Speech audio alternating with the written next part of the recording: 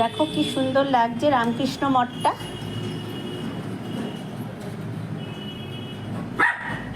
আমি রোজ বিকেলবেলা যাই, বিকেলবেলা ছাদে গিয়ে একটু যাই, ঘন্টু গোলুকে নিয়ে যাই।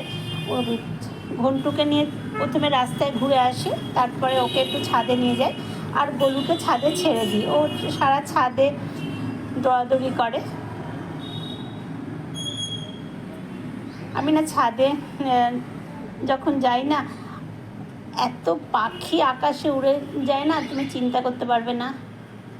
এই মঠটার মধ্যে এত গাছ আছে, আর বিশেষ করে টিয়া পাখি, যখন ঝাঁক বেঁধে টিয়া পাখিগুলো যায় না, অপূর্ব লাগে।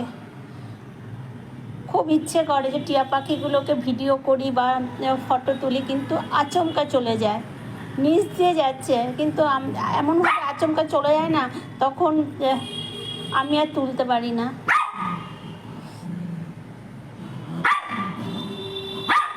কেমন লাগছে বলো? যদি কারোর যদি মন খারাপ থাকে না, মানে মন ভালো হয়ে যাবে একটু ছাদে দাঁড়ালে।